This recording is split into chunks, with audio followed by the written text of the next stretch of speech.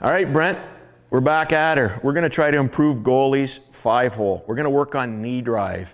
And, you know, some people may think gravity, we can't improve our knee drive. Yes, we can. Absolutely. And we want to have goaltenders that have a violent knee drive so they can stop Austin Matthews when he's shooting through their 5-hole.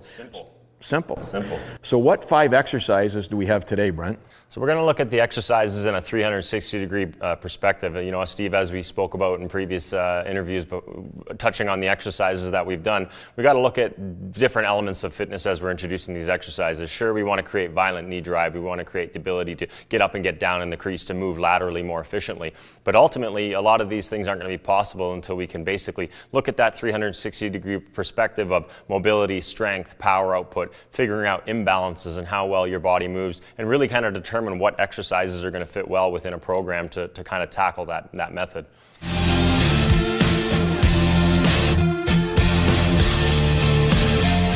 So first exercise we're going to take care of is called a landmine lateral sway.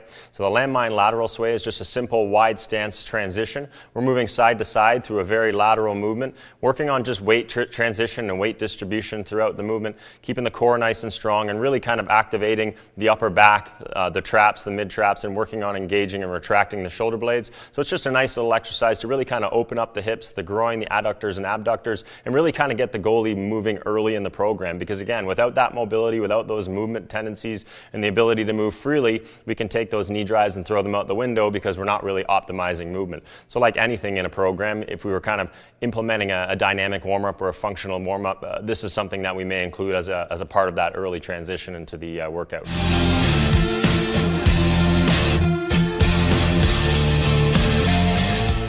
Second exercise we're looking at is a single leg RDL, ZERCHER. So basically we're getting into a landmine. Landmine is a bar-based position that comes off the ground. And we're going to use some of the leverage of the landmine to really teach athletes not only that importance of the single leg stance and that stability on single leg, we can also kind of tweak the exercise a little bit as we're moving through to create greater knee drive and greater hip mobility. So just an excellent overall exercise to build posture mobility, hip drive and knee drive, and just kind of concentrating on being balanced and more stable through both sides of the body.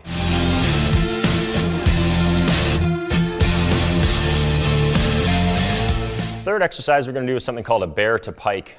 So a lot of the times in the fitness industry you hear the kind of key term glute activation. We all use it a lot. Myself and all our trainers here definitely use it a lot. But one thing is with goalies that's often undermined or underused is the ability to kind of use your adductors, and your adductors as a part of movement. And again, as a part of that violent knee drive and the ability to close up gaps, it's extremely important to have that and to also be able to have that for injury prevention. So this specific exercise kind of utilizes a foam roller starting in a bear position. We're going to move into a pike. The purpose of the foam roller basically is it goes in between your legs, and with that foam roller between your legs, it's forcing you and giving you the ability to focus on something to squeeze and to hold during the motion of the pike. So we're focusing on, again, tackling some of those adductors, working on some hamstring and high hip flexibility as we move through the top of the pike. It's just a really nice exercise, and again, something that a lot of goalies can almost incorporate as a part of their dynamic warm-up at the beginning of a workout.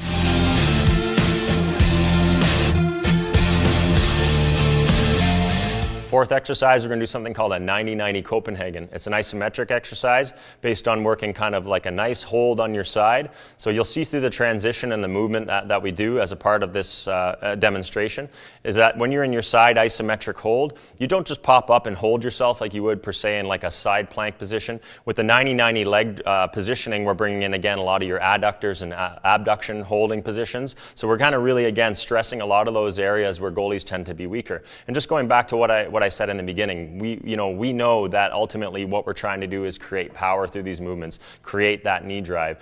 But again, we could do plyometrics till the cows come home, which tends to be a really popular method nowadays. But plyometrics aren't going to create a lot of that ability to knee drive and be more powerful through that knee drive until you have the ability to move more freely, more efficiently, with more stability, more control, and to prevent injuries, right? So again, going back to it, we're really just trying to isolate and maneuver and focus on basically full body kind of control, full body stability, and the ability to just kind of hold yourself in strong positions.